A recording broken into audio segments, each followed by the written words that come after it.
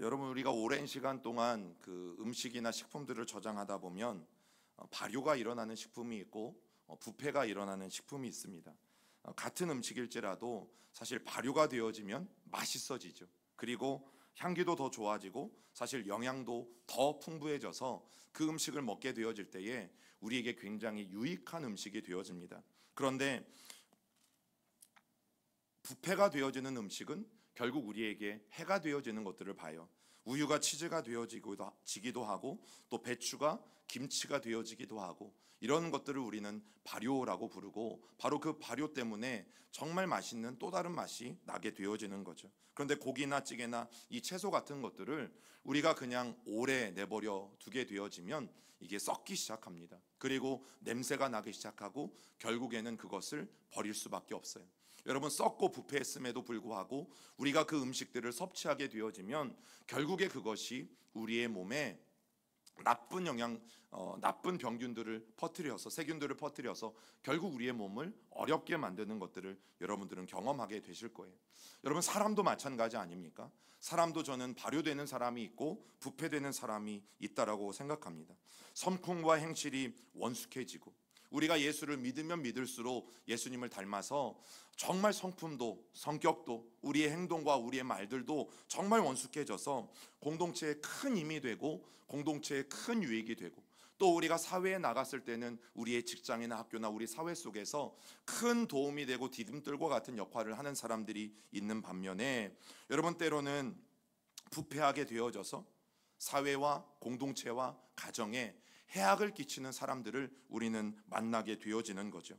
여러분, 어쩌면 우리는 그 사람들을 가리켜서 없느니만도 못한 존재라고 말할 정도로 그렇게 심각한 부패의 모습을 보이는 사람들도 있다라는 사실이에요. 여러분, 교회에도 조심해야 할 누룩이 있는 것처럼 여러분, 부패한 사람들이 교회 안에 많아질 때에는 이 공동체는 변질되어질 수밖에 없습니다. 그리고 악취가 날 수밖에 없고 그 교회 공동체는 결국 세상 사람들로부터 비난받을 수밖에 없는 공동체가 되어지죠.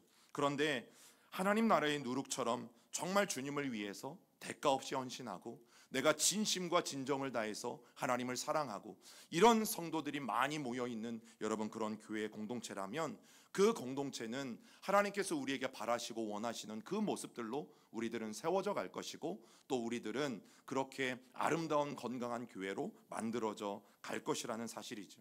그러면 오늘 이 아침에 나는 정말 조심해야 할 누룩인가? 아니면 나는 하나님 나라의 귀한 누룩인가? 나는 부패되어져 가고 있는가? 아니면 나의 신앙과 나의 인격은 오늘 발효되어져 가고 있는가? 여러분, 우리 안에 스스로 물어보아야 될 질문이 바로 이 질문이에요. 여러분, 이미 짐작하셨겠지만 전쟁에서 승리를 거두고 남모를 인기를 얻게 된 사람이 누굽니까? 기드온입니다.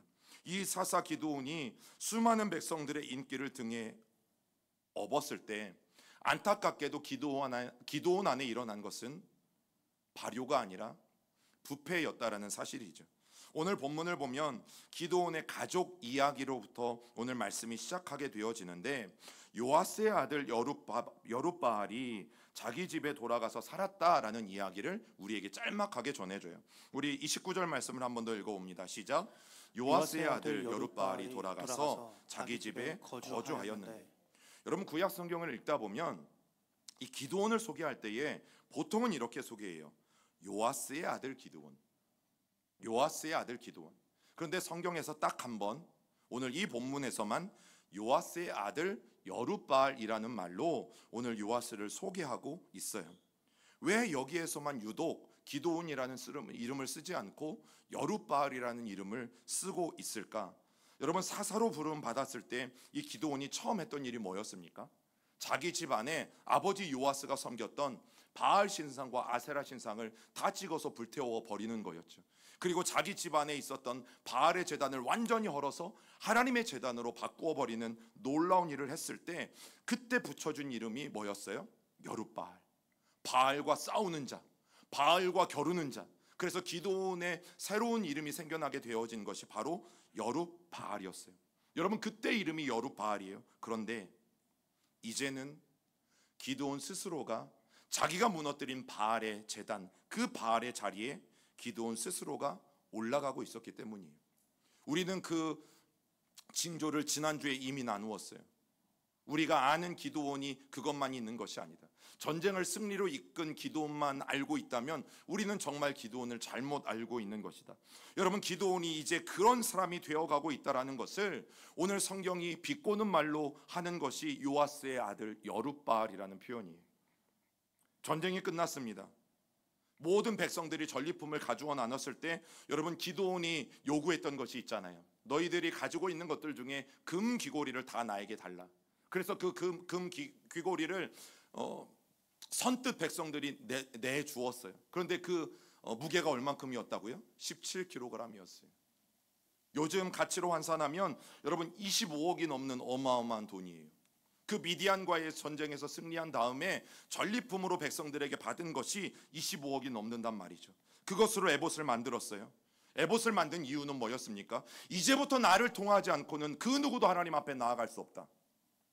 자기가 제사장도 아니면서, 자기가 레위인도 아니면서, 그가 전쟁에서 이겼다는 이유 하나만으로 자기가 그 금으로 에봇을 만들어서 이제 나를 통하지 않고는 누구도 하나님의 음성을 들을 수 없고, 이제 나를 통하지 않고는 누구도 하나님 앞에 나올 수 없고, 여러분, 그렇게 공포해 버렸던 사람이 바로 기드온이었어요. 그렇게 경제적으로 풍요롭게 살면 행복할 것만 같았습니다. 자기가 종교적으로 그리고 정치적으로 모든 권력을 다 휘어잡으면 여러분, 기드온은 정말 행복해질 거라고 생각했던 것 같아요. 그런데 그렇게 다 할 수 있는 권력과 재력을 얻고 나서 기드온의 집안은 나락으로 떨어진다라는 거죠. 여러분, 이것이 성경이 우리에게 분명히 알려주는 교훈입니다. 그리고 이스라엘 백성들 전체를, 자기 집안만이 아니라 이스라엘 백성들 전체를 다시 바알에게로 이끄는 역할을 기드온이 하게 됩니다. 기드온이 했던 가장 훌륭한 일 중에 하나가 바알의 제단을 허무는 것이었어요.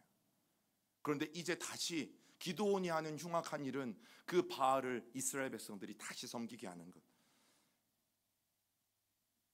그뿐만이 아니죠. 우리 사사기 8장 30절을 함께 읽어봅니다. 기드온이 아내가 많음으로 그의 몸에서 낳은 아들이 70명이었고. 와, 기드온이 아내가 많았습니다. 얼마나 많았는지 성경은 말하지 않는데요. 근데 무엇을 통해서 추정할 수 있습니까? 그 아내로부터 낳은 아들이 몇 명입니까? 70명이에요. 70명. 여러분, 아들만 70명이니까 딸들도 있었겠어요? 없었겠어요? 예, 있었겠죠. 아들만 70명 나올 확률은 없습니다.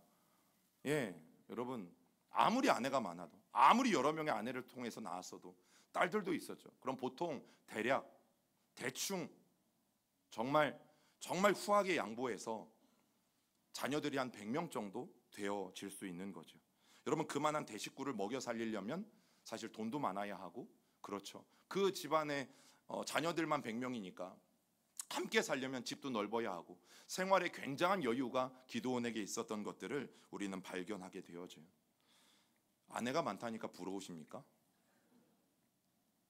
또 축복이라고 느껴지십니까?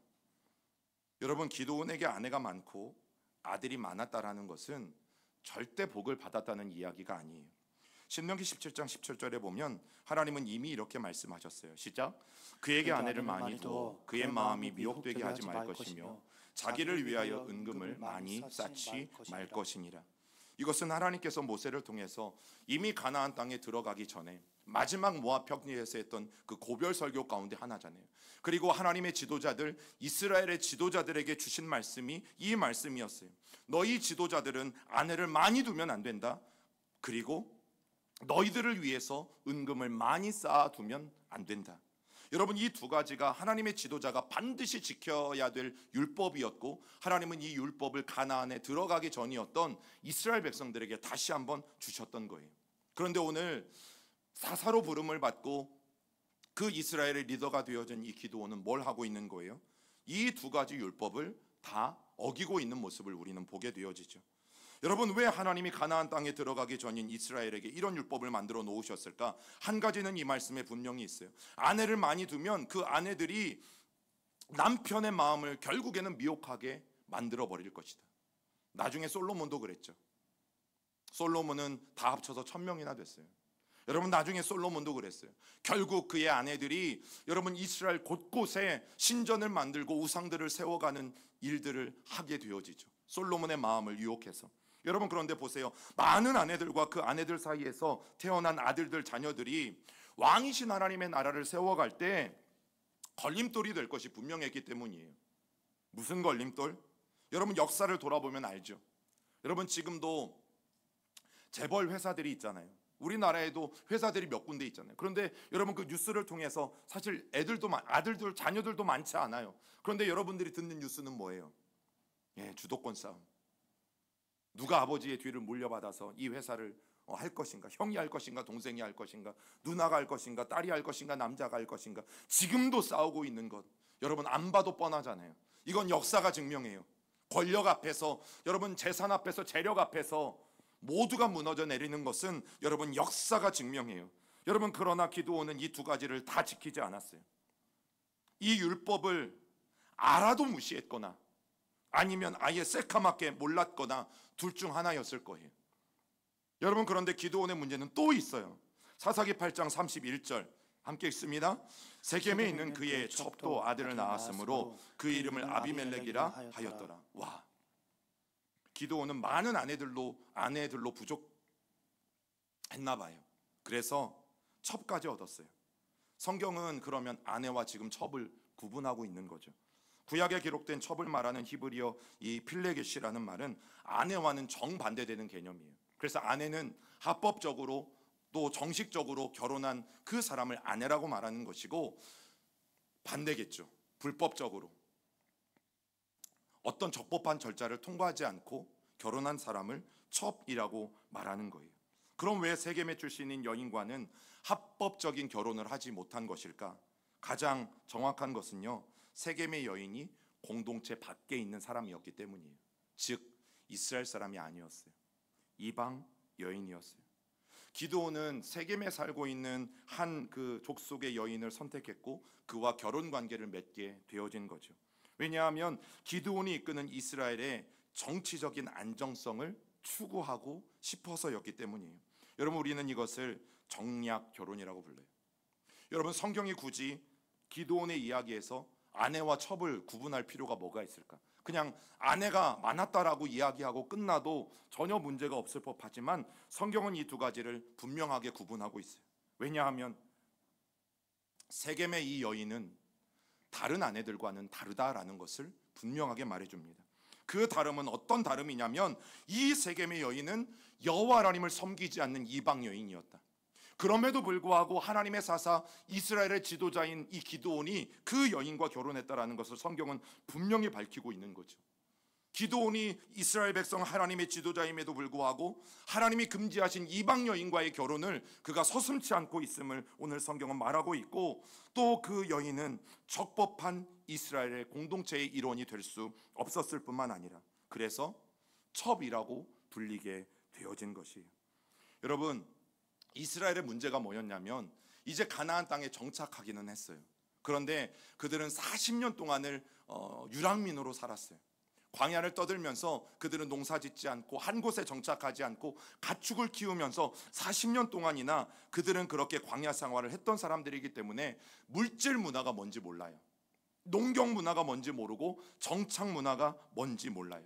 그런데 이 가나안 사람들은 이미 한 자리에 정착해 살면서 문화도 일구어내고 문명도 일구어냈어요. 여러분, 이런 가나안 사람들에 비해서 광야 생활을 했던 이 40년의 이 히브리 백성들은요, 자기들의 눈에 볼 때 이 가나안의 문화와 문명이 훨씬 더 질적으로 수준 높아 보이고 자기들이 하고 있는 목축 문화보다 그들이 갖고 있는 이 농경 문화가 훨씬 더 높은 수준의 문화라고 생각하게 되어지죠. 감히 비교할 수 없을 만큼 가나안의 문화가 훨씬 더 뛰어나다라고 여러분 그들은 바라보게 되어진 거예요. 기드온은 자기들보다 더 멋진 문명과 강한 힘을 가지고 있었던 이 가나안 사람들 중에 그 당시 가장 영향력 있었던 세겜이라는 지역, 그리고 이 세겜이라는 지역의 여인을 택한 겁니다. 그리고 그 여인과 정략 결혼을 하고 그것을 통해서 정치적 동맹을 맺고 또 그것을 통해서 평안한 삶을 추구하고자 했던 것이죠. 여러분, 물론 국가 간의 외교도 필요합니다. 국가 간의 동맹도 필요하죠. 그런데 그 정치적인 안정은 누가 주십니까? 하나님이 주시죠. 여러분, 하나님을 믿는 하나님의 백성들 안에 그 믿음과 그 소망이 없으면 우리의 신앙생활이 얼마나 무의미한지 몰라요. 대한민국도 미국도 러시아도 이스라엘도 유일하신 하나님이 다 통치하시는 나라잖아요. 대한민국의 신이 다르고 이스라엘의 신이 다르고 여러분 아프리카의 신이 다른 게 아니잖아요. 하나님 한 분이 온 땅을 통치하시고 온 땅을 다스리지 않습니까? 여러분, 그래서 한 나라의 번영이든 한 나라의 물질의 평안함이든 영육 간의 강건함이든 우리의 인생의 평안함도 여러분 다 누가 책임지시는 거예요? 하나님이 책임지시는 거죠. 우리의 교회도 우리의 가정도 결국에는 주관하시는 분이 하나님이세요. 여러분, 그 믿음이 오늘 이 아침 우리 안에 간절히 일어나기를 소망합니다. 여러분, 그런데 세상의 주관자 되신 이 하나님을 잃어버리게 되어지니까 사사 기드온 안에 들어온 생각이 뭐예요? 이 이스라엘이 정치적인 안정을 추구하려면 우리가 세겜과 동맹을 맺어야 된다. 여러분, 하나님은 그렇게 말씀하신 적이 단 한 번도 없었어요. 나를 의지하고 내 명령을 지켜 행하고 나를 여전히 사랑하면 내가 너희에게 약속한 그 모든 것을 내가 너희에게 지켜줄 것이지만 너희가 나를 버리고 우상을 섬기고 하나님의 나라를 그 땅에서 세워가지 아니하면 네가 아무리 들어갔던 축복의 땅 가나안이라 할지라도 반드시 너희는 이 땅에서 쫓겨나게 되어질 것이다. 그리고 하나님은 그들의 잘못, 그 징계로 인해서 결국에는 바벨론의 또 포로로 잡혀가게 되어지죠. 여러분, 하나님을 잃어버린 기드온이 그랬어요. 이제 하나님이 아닌 다른 것들을 통해서 정치적인 안정을 찾으려고 했어요. 하나님 말고 다른 것들을 통해서 부강한 나라를 이루어가려고 했고, 하나님이 아닌 다른 것들을 통해서 자신의 권력을 유지하고 더 든든히 하려고 했던 것을 우리는 보게 되어지죠. 여러분, 이렇게 기드온은 적법한 결혼이 아니라 불법적인 이방 여인과의 결혼을 통해서 아들을 낳았어요. 그리고 그 아들의 이름을 뭐라고 지어줍니까? 아비멜렉이에요. 아비멜렉이라고 이름을 지었어요. 여러분, 기드온이 아들에게 지어준 이 아비멜렉의 이름의 뜻은요, 나의 아버지는 왕이시다예요. 아비멜렉의 아버지가 누굽니까? 네, 기드온입니다. 자기 자신이에요. 다시 말하면 기드온은 왕이다 라고 자기 아들의 이름을 지어준 거예요. 여러분, 전쟁에서 이기고 나서 백성들이 찾아왔잖아요. 당신과 당신의 자손들이 우리의 왕이 되어달라고 말했을 때 기드온은 뭐라고 말했어요? 아니요, 하나님이 여러분들을 다스리실 것입니다. 그런데 제가 지난주에 함께 말씀을 나누면서 이것은 기드온 안에 있는 거짓말이다라고 말씀을 드렸어요. 여러분, 그 이유가 여기에서 다시 한번 분명하게 나타나게 되어져요. 부모가 자녀의 이름을 지을 때는 우리 자녀는 이런 아이로 자라갔으면 좋겠다, 그래서 이름을 짓잖아요. 그 부모 안에 있는 소망과 기대를 담아서 여러분 자녀들의 이름을 지어주잖아요. 기드온도 그랬어요. 자기 안에 있는 강렬한 그 욕망과 열망을 담아서 자기 아들의 이름을 아비멜렉이라고 지어주었고, 그 아비멜렉의 이름의 뜻은 기드온은 왕이시다. 여러분, 사실 그렇습니다. 기드온이 겉으로는 왕이라는 말은 단 한마디도 안 했어요. 그러나 주변 나라들의 그 왕들처럼 정치적으로 종교적으로 모든 것을 자기 손아귀에 틀어잡고 살고 싶었기 때문에 여러분, 실질적으로 지금 이스라엘의 왕은 기드온이었던 거죠. 그런 기드온은 이 아비멜렉의 이름을 통해서 자기의 욕심을 드러내고 있는 거죠. 여러분, 하나님을 드러내야 될 하나님의 사사가 오늘 자기 이름을, 자기 아들의 이름을 짓는 것을 통해서 드러내고 있어요. 하나님의 영이 임하셔서 사사가 되었고, 하나님의 영이 임하셔서 그 미디안과의 전쟁, 13만 5천 대 300명과의 전쟁, 절대 이길 수 없는 전쟁, 그 전쟁에서 하나님의 방법과 하나님의 은혜로 승리하게 되었음에도 불구하고 결국 기드온은 하나님을 드러내는 것이 아니라 자기 자신을 드러내고 있다라는 사실이죠. 여러분, 그런 기드온을 바라보면서 야, 그래도 끝까지 스스로 왕이라고 안 했으니까 얼마나 대견합니까, 목사님? 여러분, 정말 그렇게 생각하세요? 이런 사람이 더 무섭잖아요. 조용히 실체는 드러내지 않으면서 사람들을 조종해가며 악한 일들을 꾸미고 악한 일들을 만드는 그런 사람들이 훨씬 더 무섭잖아요. 사사 기드온과 그 집안은 여러분 그렇게 무너져 내려가고 있는 거예요. 여러분 지금까지 계속 이 기드온 집안의 이야기를 보면서 여러분 반복되는 단어 하나를 여러분 발견하셨나요? 그 단어가 무엇인가 하면 바알입니다. 바알. 여러분 성경은 굉장히 의도적으로 바알이라는 단어를 이 기드온의 이야기를 계속 이어나가면서 이 바알이라는 단어를 빼먹지 않고 적어가고 있어요. 여러분 이스라엘 백성들은 바알을 섬겼어요. 그런데 바알을 섬기던 기드온은 하나님의 사자를 만난 다음에 그 바알의 신상을 부셔버리고 바알의 제단을 완전히 헐어버렸다니까요. 여러분 그래서 바알과 겨루는 자라는 놀라운 이름을 가진 여룻바알이라는 이름을 다시 얻게 되었어요. 그 여룻바알 때문에, 기드온 때문에 이스라엘 백성들은 이제는 바알을 떠났어요. 아세라를 떠났어요.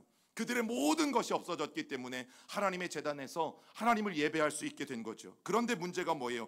이제는 여룻바알의 탐욕이, 즉 기드온의 탐욕이 오히려 어떻게 만들었습니까?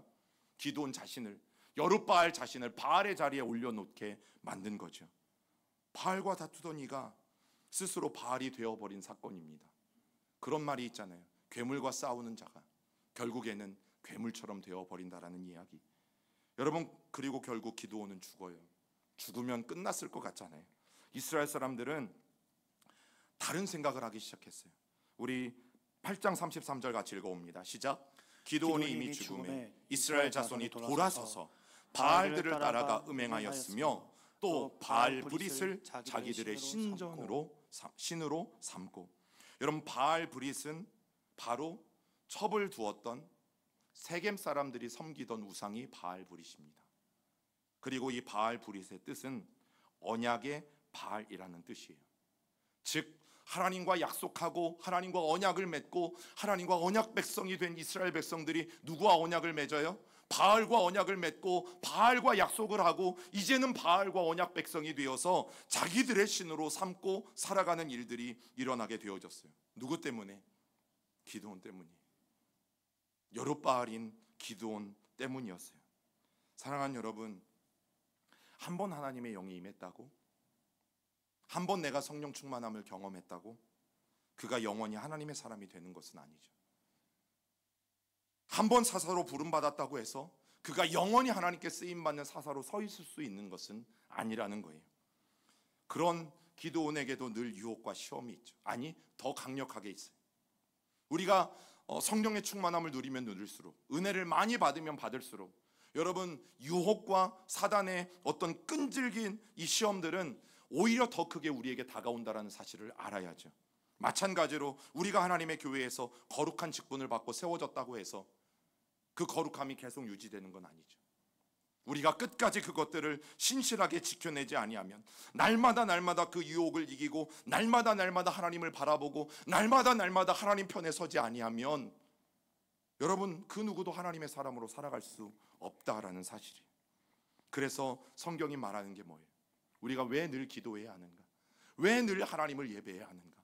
왜 늘 하나님의 이름을 불러야 하는가? 왜 늘 하나님의 그 성령의 조명하심을 통해서 우리의 모습들을 비추어야 하는가? 여러분 바로 기드온과 같은 모습이 되면 안 되기 때문이에요. 그러나 여호와 하나님이 우리에게 주신 것에 취해서 눈에 보이는 그것들에만 내가 만족하고 살아가다 보면 여러분 나도 모르는 사이에 내가 하나님의 자리에 언젠가 올라가 있어요. 하나님을 그 자리에서 끄집어내리고 내가 반드시 그 하나님의 자리에 기드온처럼 올라가 있어요. 여러분 만약 여러분들이 기드온처럼 이스라엘 백성들을 다스리는 지도자의 자리에 있다면 더 무서운 거예요. 여러분들의 교회 안에서 어떤 사역을 맡든 책임지는 책임자 리더의 자리에 있다면 여러분 더 무서운 거예요. 그렇기 때문에 여러분들 스스로가 하나님 자리에 오르려고 하는 순간 여러분 우리도 어느덧 괴물이 되어버릴 수밖에 없다라는 사실이에요. 기드온은 자기가 자기 집안과 이스라엘 올무에 걸려서 넘어뜨리는 괴물이 되었어요. 여러분 기드온은 권력을 잡으려고 혈안이 된 괴물이 되어버렸고, 또 기드온이 죽은 다음에 이스라엘 백성들은 이제는 하나님을 떠나서 풍요를 보장하고 풍요롭게 해준다고 말하고 있는 이 거짓인 바알을 따라서 여러분 바알을 따르는 괴물이 되어져 버린 거죠. 여러분 오늘을 살면서 많은 그리스도인들이 인생 한 방을 원합니다. 세상 사람들은 복권방에 줄 서는 이유가 그거잖아요. 인생 한 방, 내가 1등만 되면 내 인생 완전히 바꿀 수 있다. 또 그리스도인들은 야, 내가 은혜만 한 방, 은혜만 정말 내가 크게 한번 받으면 나의 인생도 완전히 바뀔 수 있다. 하나님이 믿지 않는 가족들에게 찾아오셔서 정말 한 방에 변화시켜 주시길 바라고, 하나님이 문제가 있는 자녀들이나 가족들에게 찾아오셔서 정말 하나님이 단방에 역사하셔서 그를 완전히 바꾸어 주시기를 바라고, 왜냐하면 그 한 방에 무언가 큰 변화가 일어날 것처럼 우리는 생각하기 때문이죠. 사랑하는 여러분, 인생은 한 방이 아니에요. 마찬가지로 신앙생활도 한 방이 아니에요. 매일매일 베풀어 주시는 하나님의 이슬 같은 은혜가 결국에는 우리의 옷깃을 적시고 우리의 신앙을 적시고 우리의 신앙을 열매 맺게 하고 우리의 신앙을 단단하게 만들어가는 것이죠. 매일 아침 묵상을 왜 강조하는지, 매일의 새벽 기도를 왜 강조하는지, 매 주일 이 예배를 왜 교회는 강조하는지, 여러분 주님의 말씀을 매일매일 읽고 묵상하는 것을 왜 강조하는지, 하나님의 은혜는 매일매일 내려주시기 때문이에요. 여러분, 그것이 성경이 우리에게 말해주는 겁니다. 이스라엘 백성들의 광야 40년 동안 하나님은 매일매일 만나를 내려주셨어요. 여러분, 이스라엘 땅은 우리와 달라서 1년 내내 이슬이 내려요.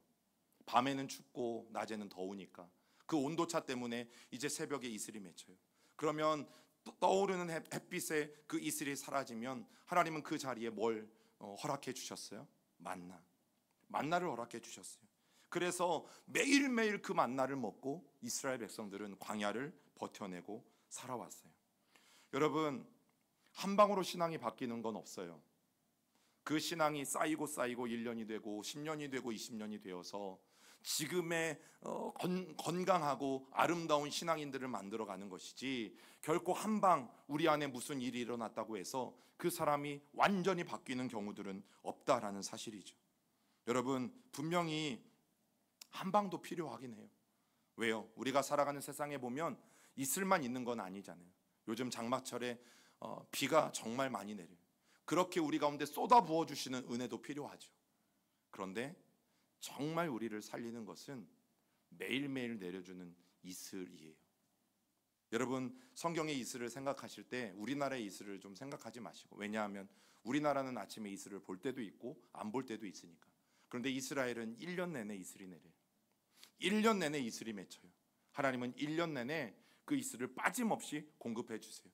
그래서 우기가 아닌 건기 때에도 여러분, 이스라엘의 사과든 원예든 그들을 가축이든 살아갈 수 있는 이유가 뭐냐면, 하나님은 매일매일 이슬을 내려주시고 그 이슬을 통해서 풀이 자라고 열매들이 맺혀지기 때문이에요. 우리 사랑하는 시온의 성도 여러분, 기도원과 같이 하나님을 잃어버리지 않으려면 한 방이 아니라 매일의 은혜가 우리에게 필요한 거예요. 여러분, 하나님의 은혜로 우리는 직분도 얻고 또 어떤 특정한 자리에 세움을 받을 수도 있어요. 그런데 더 중요한 것은 뭡니까? 나에게 허락해 주신 그 자리에서 내가 얼마나 오랫동안 끝까지 그 자리에서 충성하고 그 하나님의 사명들을 감당하는가 아니겠어요?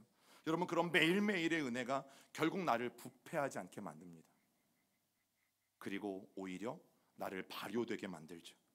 대부분의 성도들은 어쩌면 장마철에 쏟아부어주는 그런 장맛비 같은 은혜만을 사모할지 몰라요. 그러나 여러분, 우리의 생각을 바꾸셔야 돼요. 매일매일의 은혜가 오늘도 조금씩이지만 나를 살려낸다라는 것을 여러분, 오늘 이 아침에 우리가 분명히 기억해야 할 줄 믿습니다. 여러분, 이슬 같은 하나님의 은혜가 그래서 오늘도 내리고 있어요. 이슬 같은 하나님의 은혜는 내일도 내릴 것이고 모레도 내릴 것이고, 하나님은 어김없이 우리에게 그 이슬을 내려 주실 것이에요. 그 이슬비 같이 내리는 은혜, 아무리 작은 은혜일지라도 우리가 정말 소중하게 여기고, 여러분, 내가 있는 자리, 내가 여기까지 온 것도 하나님의 은혜라는 것을 생각하면서 기억하면서 다시금 하나님 앞에 감사한다면, 여러분, 지금 이 삶 속에서 우리는 다시 일어설 수 있어요. 왜냐하면 또 부어주시는 하나님의 은혜가 우리를 살릴 것이기 때문에. 여러분, 하나님께서 매일매일 부어주시는 그 은혜를 기억함으로 다시 하나님의 자리에 오르게 만드는 디딤돌이 되십시오. 우리가 기꺼이 그 하나님의 자리에서 여러분 내려오시고 하나님 내 등을 밟고 하나님의 자리에 다시 오르시길 원합니다. 여러분 그렇게 주님 앞에 소망하고 기도하는 우리 시온교회 형제자매들이 될 수 있기를 여러분 간절히 주님의 이름으로 축원합니다.